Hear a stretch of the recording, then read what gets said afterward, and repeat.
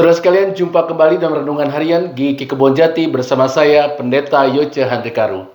Tema renungan kita hari ini ialah Sekolah Kehidupan.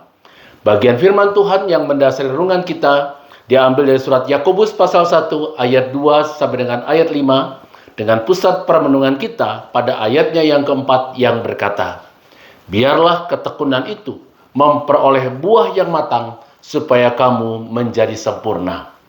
Saudara sekalian, tidak ada seorang pun yang meragukan Steve Jobs sebagai seorang yang sangat berbakat dan jenius. Ia berhasil mengembangkan produk elektronik Apple seperti iPhone dan MacBook yang sangat terkenal dan disukai banyak orang. Meskipun demikian, saudara sekalian, bagi Steve Jobs, faktor penentu kesuksesan seseorang dalam berkarya bukan semata-mata bakatnya, kejeniusannya, melainkan justru pada ketekunannya. Sebab dalam ketekunan terkandung sifat gigih, sikap pantang menyerah, kerajinan, kecermatan, kerja keras, ketabahan, dan kesetiaan. Semuanya itu berpadu menjadi satu karakter, yaitu ketekunan yang memampukan seseorang untuk terus melangkah maju walaupun ia menemui berbagai tantangan dan hambatan dalam hidupnya. Saudara sekalian, dari manakah datangnya ketekunan dalam diri kita?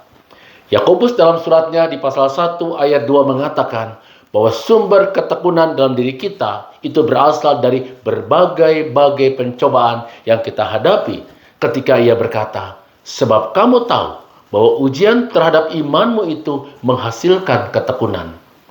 Selanjutnya, saudara sekalian, Yakobus menyatakan agar pencobaan-pencobaan itu mendatangkan ketekunan dalam diri kita, maka kita memerlukan hikmat dari Allah untuk mengolahnya. Ini dapat kita lihat pada ayat yang kelima ketika Yakobus berkata, "Apabila di antara kamu ada yang kekurangan hikmat, hendaklah ia memintanya kepada Allah." Pertanyaan, saudara, hikmat untuk apa?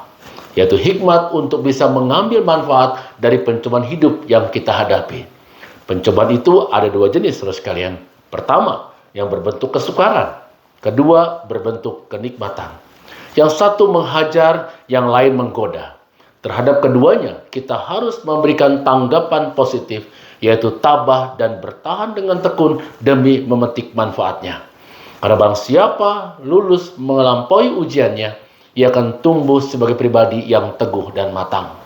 Saudara sekalian, ketekunan dapat diibaratkan sebagai sekolah kehidupan. Siapapun harus memasuki kelasnya. Mata pelajaran utama di sekolah kehidupan ini ialah tantangan, pergumulan, dan pencobaan hidup. Dan target keberhasilan dari sekolah ini ialah kematangan diri kita. Tuhan mengirim kita ke sekolah kehidupan ini demi kebaikan diri kita sendiri. Oleh sebab itu, saudara sekalian, jalanilah dan petiklah manfaatnya dengan bijak, sehingga kita semua mempunyai ketekunan dalam menjalani hidup bersama dengan Tuhan dan menjadi pribadi yang teguh, matang, dan jadi berkat bagi kehidupan bersama. Tuhan memberkati kita semua. Amin.